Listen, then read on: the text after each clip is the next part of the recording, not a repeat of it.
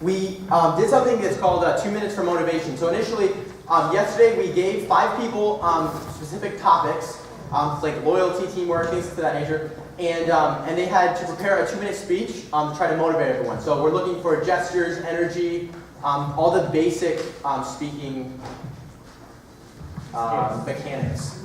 So first person, we could have Canopy Maloney come up, please. And for the speakers, Michael is going to be timing. So at 30 seconds, he will give the speakers a signal, and then he'll cut them off if they continue.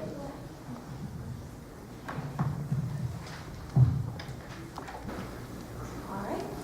Well, first of all, I thought it was a real coincidence that they had me speak on loyalty, because loyalty has always been a characteristic that I thought was really cool, and I've actually admired loyalty a lot. And I thought it was a really rare characteristic. So let's start with the definition of loyalty. I looked it up in the dictionary, and the definition of loyalty is the state of being loyal. Really? So I had to look up the definition of loyal, and it ends up being unwavering allegiance. And I thought that was a really good definition. I thought it put it really well in just a couple words. So when you think of loyal, most people think of a dog, right? And there's the old joke about, if you lock your wife and your dog in the car, which one's going to be happy to see you when you let them go? Obviously, the dog, the wife is probably going to slap you. But it's because, dogs are supposedly more loyal than people. But if you think about the definition of loyal, unswerving allegiance, it gives, a kind of tendency towards that there's only loyal people and not loyal people. You can't have an in-between.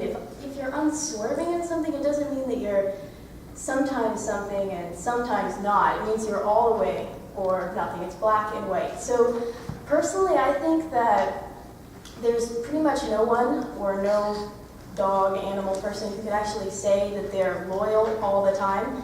And if you're not loyal all the time, then personally I think that you're not loyal at all. So the only person that I can think of that's actually loyal is Jesus, because he went through his entire life with no sin at all.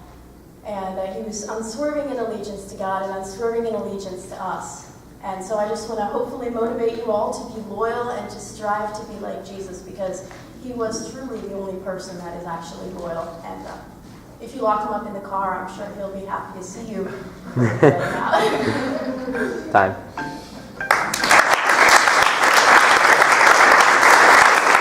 The next speaker, Matthew Steedley. Okay, so I'm going to talk about teamwork.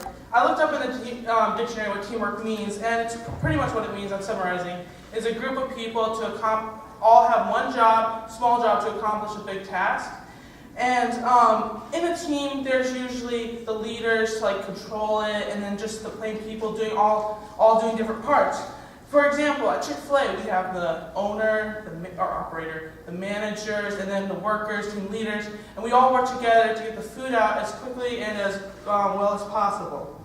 Also, a team works sort of like a body. Like, to do something simple, like shoveling, you need the hands, you need the muscles, you need the brain to tell the hands and the muscles to do everything. And without one of those things, it's just not going to work. Without a hand, you can't shovel. And so a team, it works sort of like a body. When a person doesn't do his job in the team, it hurts the whole project. Someone has to do it for him, or he makes the whole project go behind schedule. And so we're doing kind of the same thing in the Great Commission Club. We're all working as a team to spread the gospel around the globe. Like Joey's going to LA, starting one there. We're all working as a team here. He's starting a team over there. And all us Great Commission Club, I don't know what you call it, the group, all the teams are going to work together to spread the gospel around the globe. So I just want to 30 motivate seconds. 30 seconds. I just want to motivate all you guys to keep working and work as a team. Thank you. Next is Mrs. Robinales.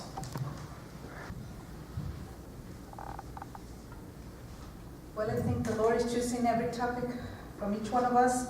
Mine is bravery.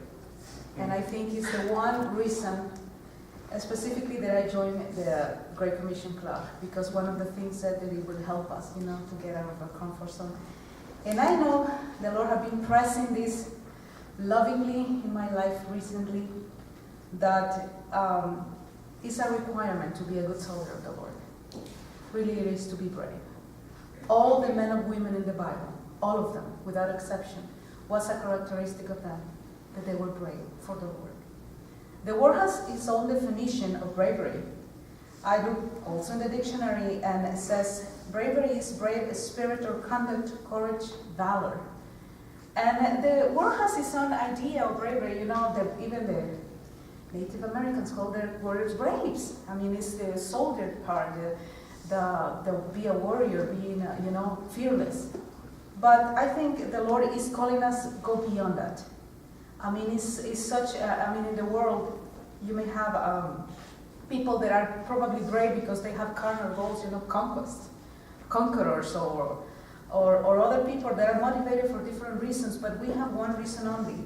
I found this quote today that I really struck my heart. It says, "The highest exploit of the Christian life is to obey Christ." 30 seconds. And I think we need His presence to have this bravery. We need the Spirit of the Lord fill us every day. We need His Word. We need His promises to keep in our hearts every day. And more important, it's not important, the most important is His presence, but the last of it is knowing and doing what is the calling and what is the will of the Lord in your life. It will make you brave and make you do the things that you have to do.